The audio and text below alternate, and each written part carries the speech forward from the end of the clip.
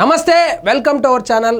జగన్మోహన్ రెడ్డి గారు ఓడిపోయిన తర్వాత, ప్రతిపక్ష హోదా కూడా కోల్పోయిన తర్వాత ఎందుకు ఇంత ఘోరంగా ఓడిపోయామని నివేదిక తెప్పిస్తే ఆ నివేదికలో హిందువులు వైఎస్ఆర్సీపీ పార్టీకి దూరమయ్యారు అనేటువంటి రిపోర్టు వస్తే, హిందువులకు దగ్గరవ్వాలి, 2029లో ఎలాగైనా హిందువుల ఓట్లు కొల్లగొట్టాలనేటువంటి ఉద్దేశంతో పావులు కదుపుతా ఉంటే, మూలిగే నక్క మీద తాటికాయ పడ్డట్టు కూటమి ప్రభుత్వం ఏర్పడినటువంటి నెల రోజుల్లోనే తిరుమల తిరుపతి దేవస్థానానికి సంబంధించినటువంటి ప్రసాదాలు లడ్డూ తయారీలో ఆవు కొవ్వు పంది కొవ్వు కలిపారు అనేటువంటి వార్తలు రావడము, దాన్ని సుప్రీంకోర్టు సీరియస్గా తీసుకోవడము, అదేవిధంగా విచారణ ఆదేశిస్తే అవును నిజంగానే తిరుమల తిరుపతి దేవస్థానానికి సంబంధించినటువంటి నెయ్యి తయారీకి సరఫరా చేసినటువంటి నెయ్యిలో కల్తీ జరిగింది అనేటువంటి నివేదికలు వస్తున్నటువంటి నేపథ్యంలో హిందువుల ఓట్ల కోసము తిరుమల తిరుపతి దేవస్థానాన్ని వైఎస్ఆర్సీపీ వాళ్ళు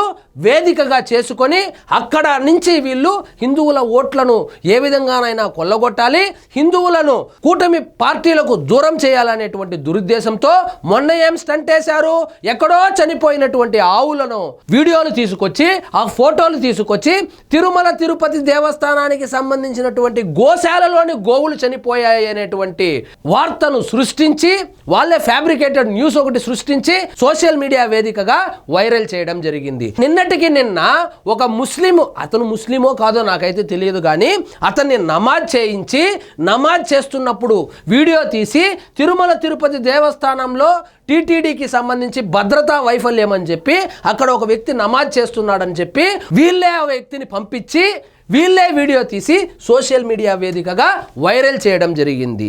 ఈరోజు కొత్త స్టంట్తో బయటకు వచ్చారు. అదేంటంటే భక్తుల ముసుగులో వైఎస్ఆర్సీపీ కార్యకర్త ఒక అతను కలిసిపోయి నినాదాలు చేయించాడు. పాలు ఇవ్వడం లేదు, బిఆర్ నాయుడు డౌన్ డౌన్ అని చెప్పి అక్కడ ఆహార పదార్థాలు ఏమీ ఇవ్వడం లేదు క్యూ లైన్లో అని చెప్పి నినాదాలు చేయించి దాన్ని వీడియో తీసి సోషల్ మీడియా వేదికగా వైరల్ చేస్తున్నారు.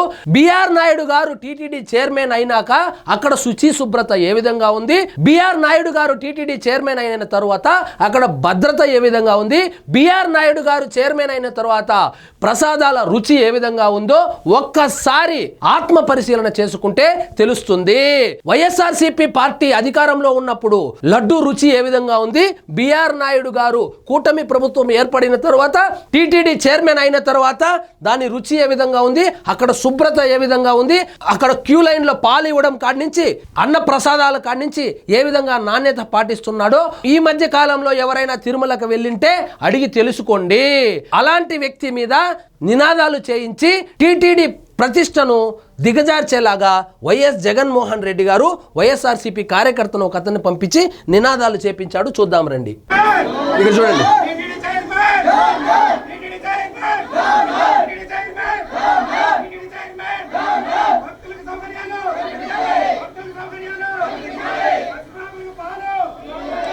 ఒకవేళ సౌకర్యాలు బాగలేకపోతే వచ్చి కంప్లైంట్ చేయాలి కానీ ఈయనే చూడండి, ఇక్కడ చూడండి, అర్చండి అని చెప్తాడు చూడండి మధ్యలో.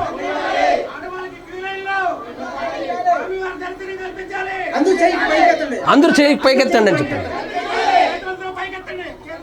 అందరూ చేతులు పైకెత్తండి అని చెప్పి రెచ్చగొట్టి క్యూ లైన్లో బిఆర్ నాయుడు గారి ప్రతిష్ట దెబ్బతినేలాగా టీటీడీకి సంబంధించి ప్రతిష్ట దిగజారేలాగా ప్రవర్తించడం జరిగింది.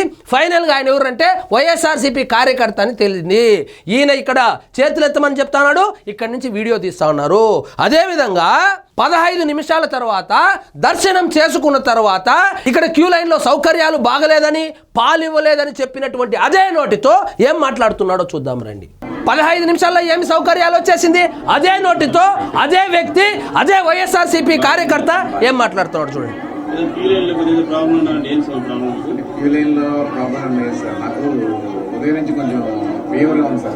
ఉదయం నుంచి ఫీవర్గా ఉంటే హాస్పిటల్కి పోవాలి కానీ దర్శనానికి ఎందుకు పోయావయ్యా వైఎస్ఆర్సీపీ కార్యకర్త?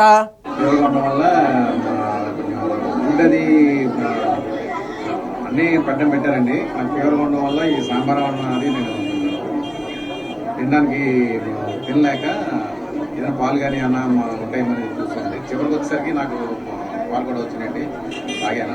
ఈ టైంలో కొంచెం చూడండి, అదే నోటితో పాలు అందించడం లేదు, ఆహార పదార్థాలు అందించడం లేదు అని చెప్పినటువంటి అదే నోటితో దర్శనం అయిపోయినాక 15 నిమిషాల్లోనే ఏమి మార్పు వచ్చింది? ఇదే నోటితో బిఆర్ నాయుడు డౌన్ అన్నటువంటి ఈ వ్యక్తి బయటకు వచ్చి ఆ 15 నిమిషాల్లోనే ఏమి మార్పులు చేర్పులు జరిగిపోయాయి అక్కడ.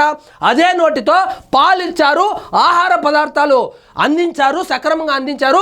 నాకున్నటువంటి ఫ్రస్ట్రేషన్తో నేను ఆ విధంగా తొందరగా దర్శనం అయిపోవాలనేటువంటి ఉద్దేశంతో, దురుద్దేశంతో నేను ఈ చర్యకు పాల్పడ్డాను, క్షమించండి అని అయితే చెప్పుకొచ్చాడు. జగన్మోహన్ రెడ్డి గారు హిందువుల మనోభావాలు ఆల్రెడీ గాయపడింది. మీరు అధికారంలో ఉన్నప్పుడు టీటీడీ నిర్వహణ ఏ విధంగా ఉండేది, మీరు అధికారంలో ఉన్నప్పుడు హిందువుల దేవుళ్ళ పైన దాడి చేస్తే మీరు ఏమి చర్యలు తీసుకున్నారు, ఆ కారణంగానే వాళ్ళు హర్ట్ అయ్యి మీకు ఓట్లు వేయలేదు.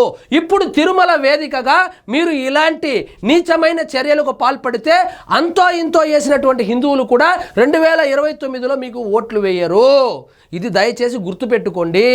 సో అసాంఘిక కార్యక్రమాల కిందికి వస్తుంది ఇవన్నీ.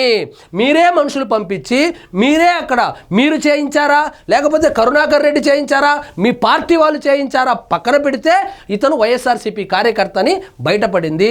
మొన్న నమాజ్ చేయడము, అంతకుముందు ఆవుల విషయంలో కూడా మీరు రాజకీయాలు చేశారు. దేవునితో రాజకీయాలు, ముఖ్యంగా తిరుమల తిరుపతి దేవస్థానానికి సంబంధించినటువంటి కలియుగ దైవమైనటువంటి వెంకటేశ్వర స్వామితో గేమ్స్ ఆడితే శాల్తీలు లేచిపోతాయి. ఇది ఆల్రెడీ ప్రూవ్ అయింది. సో దయచేసి ఇటువంటి పనులు మాత్రం చేయొద్దండి. సో ఇదండి ఈరోజు మన టాపిక్. మీకు ఈ వీడియో నచ్చినట్లయితే లైక్ చేయండి, షేర్ చేయండి, ఛానల్ మాత్రం సబ్స్క్రైబ్ చేసుకోవడం మర్చిపోవద్దు.